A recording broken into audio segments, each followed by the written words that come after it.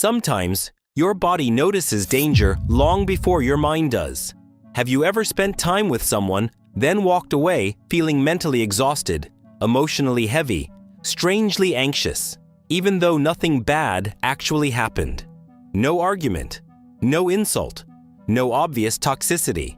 And yet, something inside you felt unsafe. Most people ignore that feeling because they think psychological danger always looks dramatic. They think emotionally harmful people are always obvious, aggressive, loud, manipulative.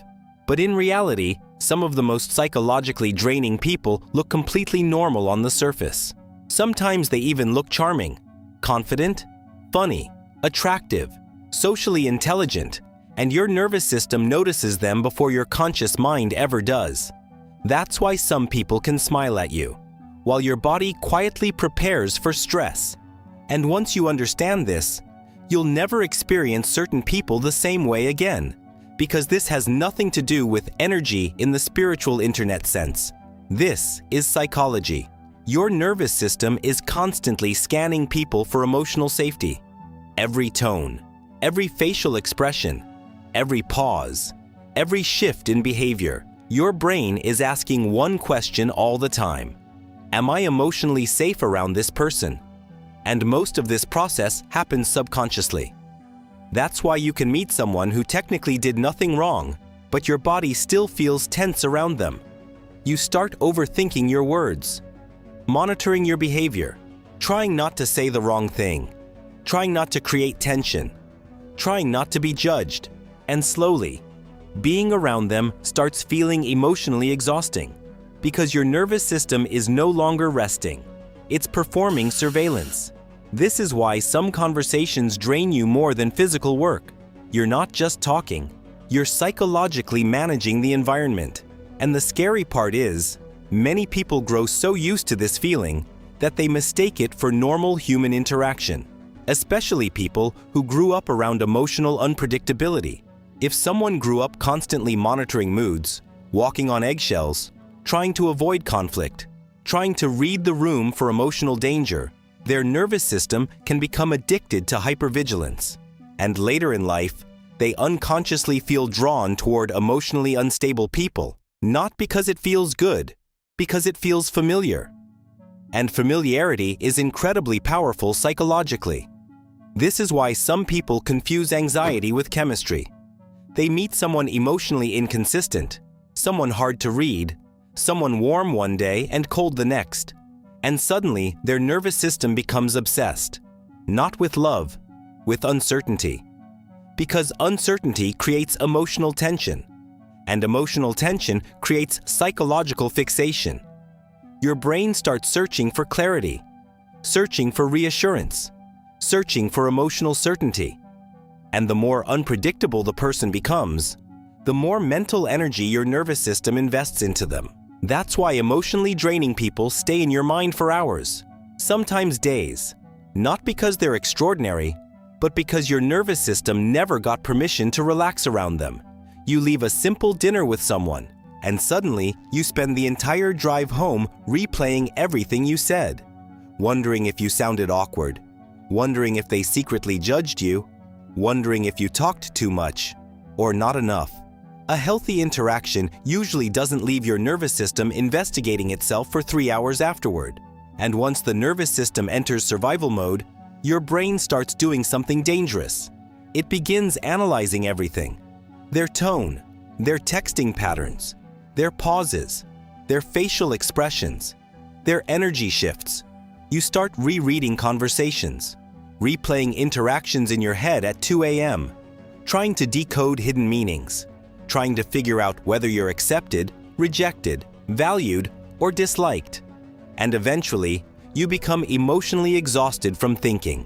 But here's the part most people never realize. Psychological safety feels different, very different.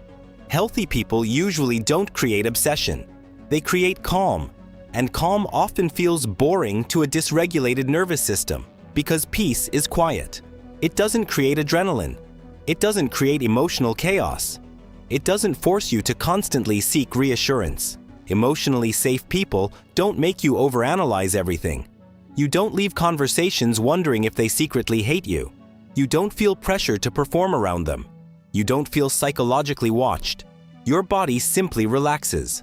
Sometimes you only realize how stressed someone made you feel the moment they leave the room, the moment your shoulders relax, the moment your breathing slows down, the moment your nervous system stops preparing for emotional danger. That feeling matters more than most people realize. And ironically, many people mistake this emotional safety for lack of chemistry, because they've spent their entire lives associating emotional intensity with emotional connection. But intensity is not connection. Sometimes intensity is stress. Sometimes obsession is anxiety.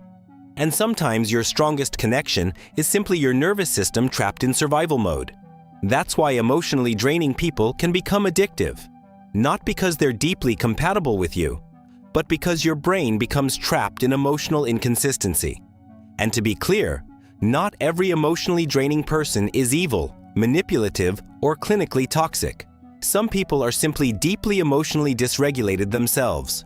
Some people carry unresolved insecurity, instability, trauma, or emotional chaos, and your nervous system reacts to that instability automatically. But regardless of the reason, your body still feels the tension. This is also why some people can destroy your peace without ever insulting you directly. Because psychological exhaustion is not always caused by words. Sometimes it's caused by tension, constant subtle tension. People who make you feel judged, emotionally unsafe, never fully accepted, constantly evaluated, emotionally unstable around them. Your nervous system notices all of this, even when your conscious mind tries to rationalize it. And eventually, your body starts giving you signals: mental exhaustion, emotional heaviness, anxiety before seeing them, relief after leaving them, overthinking after simple conversations. That is not weakness. That is information. Your nervous system is trying to protect you. The problem is, most people ignore these signals because they're too focused on external validation. They ask, "Do they like me?" instead of asking, "How do I feel after spending time with them?" And that question changes everything, because emotionally mature people stop chasing emotional intensity and start protecting emotional stability. They stop glorifying unpredictability. They stop romanticizing emotional chaos. They stop confusing nervous system activation with love, chemistry, friendship, or deep connection. And they begin paying attention to something much more important: peace, real peace. The kind of peace where you don't feel the need to constantly monitor yourself.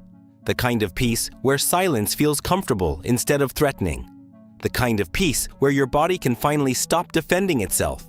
And once you experience that kind of psychological safety, you start realizing something painful. A lot of the people you called exciting were actually exhausting you. And a lot of the people you became obsessed with were simply activating your nervous system. Not your soul, not your destiny, your survival response. And that realization changes the way you see people forever. Because your nervous system knows something your ego often ignores. Not everyone deserves access to your peace. And sometimes, the strongest thing you can do psychologically is walk away from people who make your body feel constantly unsafe, even if your mind is still emotionally attached. But healing also requires awareness. So over the next few days, start paying attention to your body after interactions. Not during them, after them. Notice who leaves you feeling calm. Notice who leaves you mentally spinning for hours. Notice who makes you feel accepted and who makes you feel psychologically evaluated all the time. Notice whether your body feels relaxed or alert, safe or performing, because your nervous system often tells the truth long before your ego is ready to accept it. And once you stop confusing chaos with connection, you stop chasing people who drain you psychologically. You start choosing people who allow you to breathe. If this video made you see certain people differently, subscribe to Social Code, because the psychology controlling your relationships, attraction, confidence, emotional attachment, and social behavior is far deeper than most people realize.